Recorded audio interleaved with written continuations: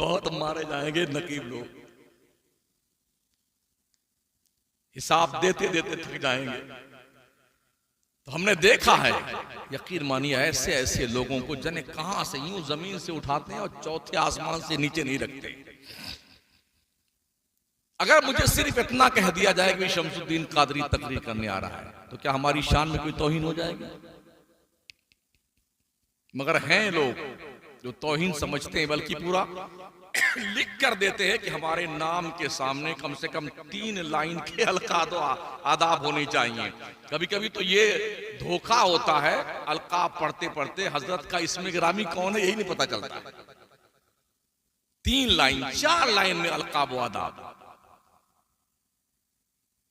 और एक लफ्ज भी कम किया ना, आंखों देखी बात कर रहा हूं, तो उनके चेहरे का रंग बदल जाता है और तकरीर का या तो तकरीर करेंगे नहीं, और या फिर ऐसा उल्टा सुल्टा कह डालेंगे बेटों को, सत्यानाश कर देते पूरे जलसे का। तो हमें अपनी तारीफ सुनने का बड़ा शौक होता है, हमें बड़ा दुख होता है जब हमारे आने पे कोई नारा लगाता है, कोई खतीब खिताब कर रहा है, कोई नात पढ़ने वाला नात पढ़ता है, मनकबत पढ़ता है, उसकी मनकबत से हम बड़े तो हैं नहीं, उसके खिताब से तो हम बड़े नहीं हैं। कोई अहम मसला समझा रहा होता है, इसी में शमसुद्दीन कादरी बेचारा भूल गया क्या बोलने जा रहा था।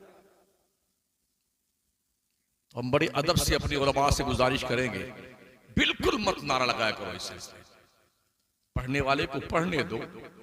नाते मुस्तफ़ा से बड़ा ना शमसुद्दीन हो सकता है, ना बदरुद्दीन हो सकता है, ना कमरुद्दीन हो सकता है, ना कोई मुफ्ती साहब हो सकते हैं, ना अल्लामा साहब। इस सिलसिले में हुजूर ताजुश शरिया अलैहि रहमा की बाज़ाब्ता एक ऑडियो मौजूद है, और हजरत ने फरमाया मैं इसे नाजायज तस्वुर करता हूं। सुना ना, जब हमने इसी को कहा था तो पूरा तूफान मच गया था पूरे हिंदुस्तान में। ओ मकराना वाला शमसुद्दीन कादरी ने ऐसा कह दिया। क्रिया के ताल्लुक कितनी परती क्रियाएं सामने आई, मैं भी पकड़ा गया। ढूंढ ढूंढ करके बड़ी मुकद्दर से ताजुश शरिया की वो क्लिप मिली, जब उसको डाला तो लोग गूंगे बन गए। जी, स्टेज के पीछे साइड में रखा जाए, मुकर्रिर कोई भी आए ना, उधर पीछे से लेके चुपचाप लाके बिठा दो, जब उसका नंबर आएगा तो नारा लगा ले। लेकिन जो पढ़ रहा हो ना उसे पढ़ने दो, उसे डिस्टर्ब मत करो।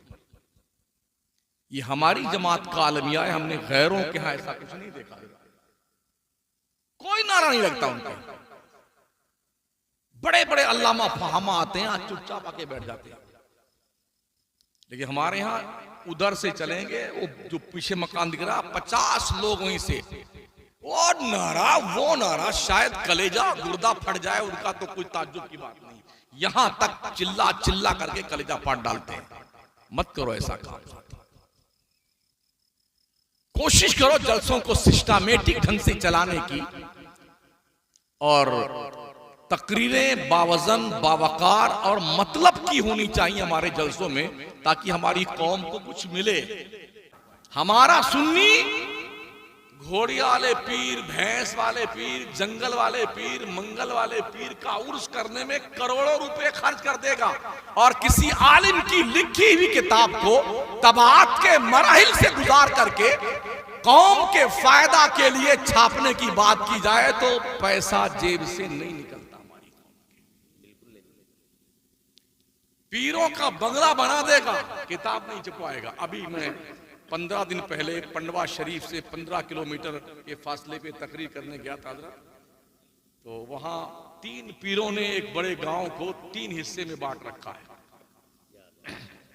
जी हजरत, बेचारे 6 महीना से मेरी तारीख ले रहे थे कि हजरत आप आइए, हमारे यहाँ बड़े बुरे हालात हैं। जब हम पहुंचे तो जवान बच्चों ने कमरा बंद करके बताया, हजरत हमारे यहाँ ये मामला, ये मामला, ये मामला, ये हमारा मर्ज है, डॉक्टर आप है, इलाज कैसे करना वो आप जाने। हमने मर्ज बता दिया है। हम जब कुछ कहते हैं तो पीर साहब गुंडा लगाते हैं हमारे पीछे कि इसको मार दो जान से। तो हजरत आप करम कीजिए वरना हमारा पूरा गांव डूब जाएगा। उनमें से एक पीर साहब जलवा फरमाते स्टेज पे। हमने कहा ठीक है। जानते हो क्या अकीदा उनका है? अपने पीर साहब को 28 लाख चंदा करके स्कॉर्पियो दिया। दूसरे का शौक चर्राया तो उसने अपने पीर साहब के लिए 65 लाख चंदा करके बंगला बना के दिया। 15 दिन पहले की बात कर रहा हूं ना, तो मैंने तकरीर की वहां पे और उन्हीं से हाँ हाँ करवाता था। महोदय जो थे ना वो, उनकी आंखें फटी की फटी रह गई। कस के मैंने लगाई क्लास बेटा। बाद में फोन आया कि हजरत एक बार और आ जाए तो काफी ठीक हो जाएगा। तो इंशाल्लाह जरूर आएंगे, वक्त मिलने दो। तो ये हालात हमारे हैं। हमारी कौम पीरों का महल बनाना, बंगला बनाना, गाड़ी देना, ये कर इसमें लगी हुई है। ये पैसे कौम की फलाह बहबूद पे खर्च करो, किताबों पे खर्च करो, इल्म पे खर्च करो, मेहनत करो, इस पे अपने मसलक की तरबीज और इशाअत पे खर्च करो, सुन्नियों के ईमान बचाने पे खर्च करो। आदमी खा पी के मर जाना उसका काम तो यही है। मुर्गा खाए तो मरेगा, चटनी खाए तो मरेगा, मरना तो है उसे। पर ऐसे कुछ काम कर जाओ सुन्नियों, पूछो उलमा से आके आपने कोई किताब लिखी है? आला हजरत की किताब सरकार ताजुश शरिया किताब का तर्जमा आपने किया है, मुफ्ती आजम हिंद किताब का तर्जमा आपने किया है, उसे लीजिए और अपने मदरसों के नाम छपवाइए, अपने मरहूम बापों के नाम छपवाइए, जो आपके मरे हुए बापों और माओं की बख्शिश की जमानत बन सके। पीर साहब के बंगले से कोई सवाब नहीं मिलेगा आपके मरे हुए बाप को। इसलिए क्या नाम इस गांव का? सतगावा, दुर्धंबा। हाँ, दुर्धंबा। सतगावा के लोगों, बड़े मोहब्बत से आपसे गुजारिश है, बरेली के मानने वाले आप हैं, बरेली के आकाओं के मानने वाले आप हैं। ये कोई जादूगर नहीं थे, ठीक है ना? इन्होंने दीन का काम किया है। नमाजें एक नहीं छोड़ी इन्होंने। तुम भी नमाज मत छोड़ना। मैंने देखा सरकार मुफ्ती आजम हिंद को पीराना साली के बावजूद भी 2 लोग उन्हें कुर्सी पे बिठा करके सरकार मुफ्ती आजम हिंद के घर से लेके मस्जिद रजा में लाते थे। चल नहीं पाते थे, मस्जिद में पहुंचते फिर खड़े होकर नमाज अदा फरमाते थे। आज पीर साहब यहीं सोते रहेंगे और यहीं मस्जिद है, नमाज पढ़ने नहीं जाएंगे इल्ला माशाअल्लाह। और 15 लोग, ये कोई पैर दबा रहा है, कोई तेल लगा रहा है, मालिश वालिश कर रहा है। मर्द लगाए तो भी समझ में आए। हाँ हजरत, आंखों देखी बात कर रहा हूं। इतने बेहया हो गए हैं पीर लोग इल्ला माशाअल्लाह, इतने बेगैरत हो गए हैं। गैर महरम औरतें हाथ दबाती हैं, पैर दबाती तखलिया में, उनके सरों में तेल लगाती हैं। और मरदूद पीरों को देखा मैंने गैर महरम औरतों को गले लगाते हुए। यही हम बोलते हुए मौलाना, ये मौलाना तो पीर के खिलाफ तकरीर करता है। नबी की शरीयत का खून कर रहे हो पीर बनने के नाम पर, तो तुम्हारे हाथ पैर चूमे जाए।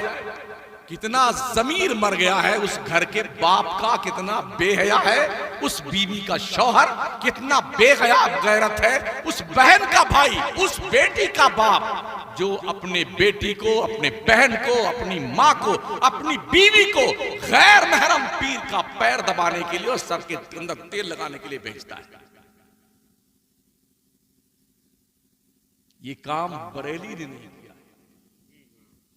मैंने ये अंदाजा, मैं कश्मीर से कन्याकुमारी तक जाता हूं था, मैंने ये अंदाजा लगाया है कि लोग बरेली की मुखालफत करते क्यों? सुन्नी पीर है फिर क्यों मुखालफत करता है?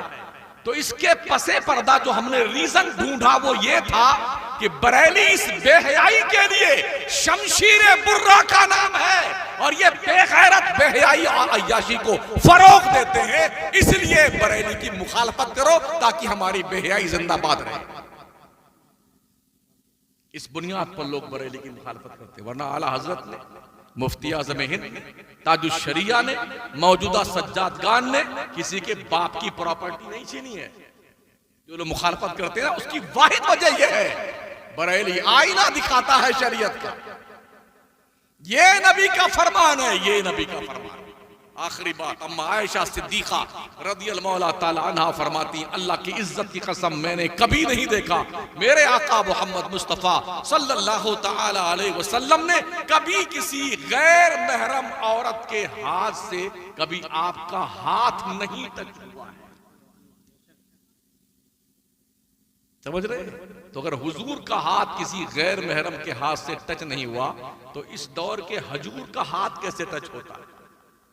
हाथ टच होता है जने क्या क्या, अल्लाह ही की पनाह, बेगैरतों और बेहयाओं को अल्लाह अक्ल अता फरमाए, समझ अता फरमाए, अमल साले की तौफीक बख्शे। मैं पीरी मुरीदी का मुखालिफ नहीं, मगर इस तरह बेहयाई और बेगैरती के खिलाफ मैं बोलता रहा हूं और बोलता रहूंगा। हमने बरेली से यही सीखा है, दीन मुस्तफा की तालीम सीखी है, शरीयत बचाने का हमने तरीका सीखा है। बरेली की जो जिम्मेदारी हमें दी गई है वो यही जिम्मेदारी है कि लोगों को शरीयत का आईना दिखाया जाए। इसलिए नमाजें पढ़िए भाई, पांचों वक्त की नमाज पढ़ो, तब ये जलसा काम का है आपके लिए। पीर का उर्स उसी वक्त काम का है जब आप पीर के फरमुदात पे अमल करते हो। कभी भी ताजुल शरिया ने नमाज नहीं छोड़ी है, सरकार मुफ्ती आजम हिंद ने नमाज नहीं छोड़ी है। मुत्तकी बनकर दिखाए इस जमाने में कोई एक मेरे मुफ्ती आजम का तकवा छोड़कर। बड़े परहेजगार लोग रहे हैं ये, नमाज नहीं छोड़ते। तो हमारी नमाज अगर छूटती है और हम दावेदार हैं कि हम बरेलवी हैं, आला हजरत के मानने वाले हैं, ताजुल शरिया के मुरीद हैं, उनके गुलाम हैं, मुफ्ती आजम हिंद के गुलाम हैं, अगर नमाज छोड़ते हैं तो हमारे दावे में फरेब शामिल है, झूठ शामिल है। हम अपने पीर को भी धोखा दे रहे हैं और अपने आप को भी धोखा दे रहे हैं। दाढ़ियां रखिए, दाढ़ियां। ताजुल शरिया बिगड़ दाढ़ी वाले नहीं थे, मुफ्ती आजम हिंद बिगड़ दाढ़ी वाले नहीं थे।